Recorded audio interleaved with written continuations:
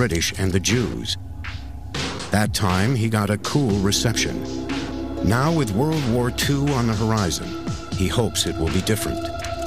But as his envoy reports back on his meeting with Eichmann, it is clear that although the Nazis support the Palestinian Arab cause, they are cautious. They have no intention of giving aid on the massive scale the Mufti wants.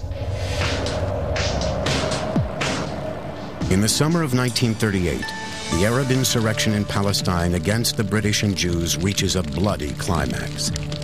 10,000 Arab fighters battle across the country. British authorities introduced draconian measures, imprisonment without trial, and demolishing the houses of suspected rebels. As for the leaders of the rebellion, the British arrest 5 members of the Mufti's Arab Committee and ship them to a remote island in the Indian Ocean. However, the Grand Mufti, Amin al-Husseini, is not among them. As the battle in Palestine rages, the most important rebel of them all escapes to Lebanon. That revolt pinned the British down in the period 1936 to 38 in quite a severe way, in the sense that the British found themselves faced by an insurrection across different parts of Palestine, had to use increasing military force to stamp it out. They did eventually defeat it militarily, and of course they dismissed the Mufti of Jerusalem, Hajj Amin Husseini, from his post, and he fled into exile. For more than 2 years in 1939, the British succeed in putting down the rebellion. However, as a concession to the Arabs, they agreed to one of the Grand Mufti's demands. For the time being, they will shelve the idea of a Jewish state.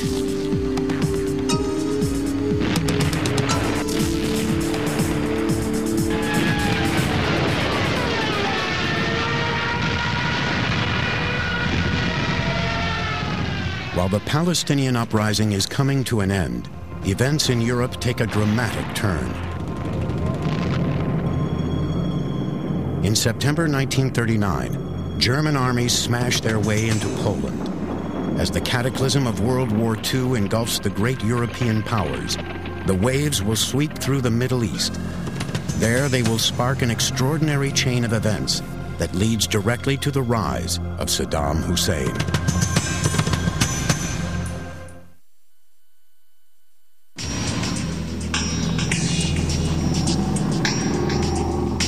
May 1940, German armies sweep into France.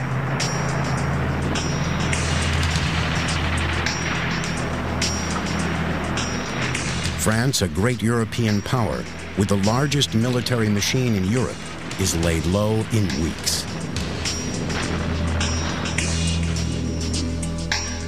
With the defeat of France, French colonies around the world, in Asia, Africa, and the Middle East, are left in political limbo. What will happen now?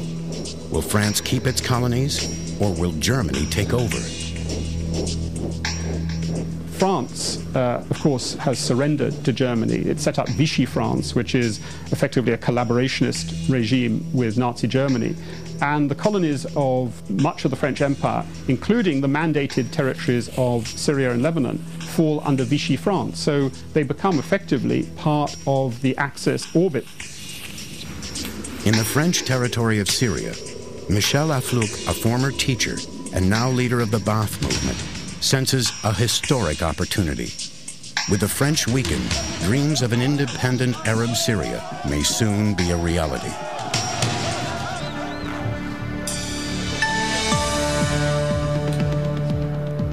The fascist Baath movement, up to now forced by the French authorities to operate underground, comes out into the open and begins recruiting young men who share its vision. It is the beginning of a whole new phase in Aflaq's campaign to unite the Arab world.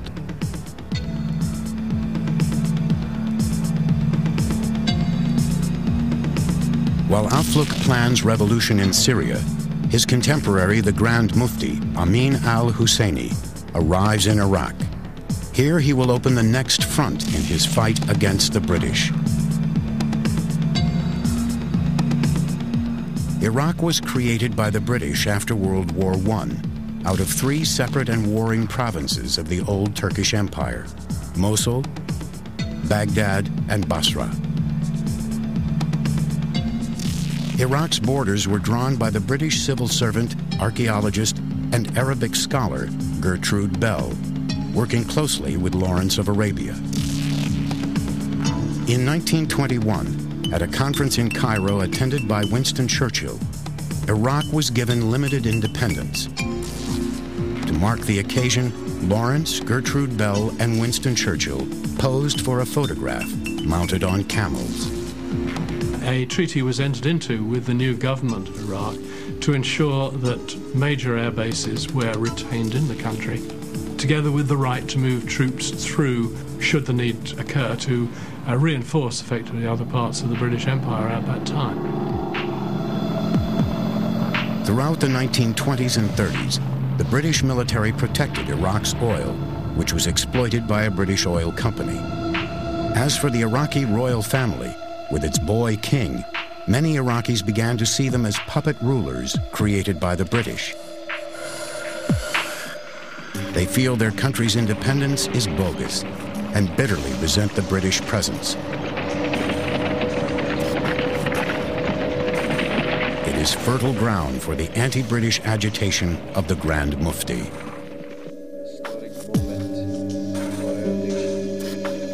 Everyone in Iraq knows of the Grand Mufti's rebellion in Palestine. Now in Baghdad, he is treated like a hero. The Mufti's aim is to take advantage of any and all British weakness, now that they are at war with Germany. His secret plan is to mount a coup that will throw out the Iraqi government and the British military.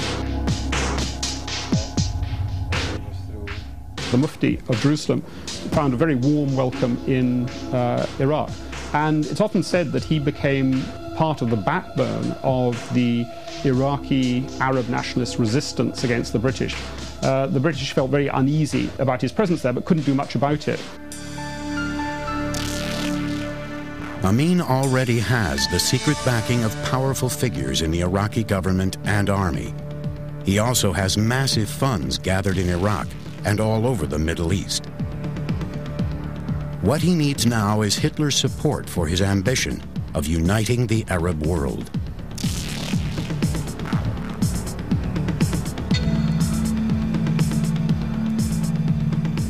In the fall of 1940, the Mufti sends his German-speaking private secretary on a secret mission to Berlin. There, the secretary meets the Nazi foreign minister, Joachim von Ribbentrop. The Grand Mufti wants von Ribbentrop to give German backing to his ultimate goal of a united Arab nation. He also demands a free hand in dealing with the Jewish populations of Palestine and the other Arab states. In return, the Mufti promises that Germany and Italy will have full access to Iraqi oil once the British are thrown out. Although von Ribbentrop is eager to work the Arabs against the British, Hitler is uncertain. He has long since agreed with his ally Mussolini that the Middle East is Italy's sphere of interest, and Italy is already fighting the British in North Africa. In Hitler's eyes, the Arabs are Mussolini's business. The Grand Mufti is bitterly disappointed. Ribbentrop tells the Mufti's secretary he will have to be content with a vague promise of German arms and money, and even then only if the Italians agree. In fact, Mussolini has no intention of backing any moves toward independence for Arab states. What Mussolini really wants is German help for his armies in North Africa, struggling to avoid complete annihilation by the British. In February 1941, Hitler sends his star commander, General Erwin Rommel, to North Africa with tanks and infantry. Immediately, Rommel's Afrika Corps, backed by the Italians, goes on the offensive. In battle after battle, Rommel pummels British forces.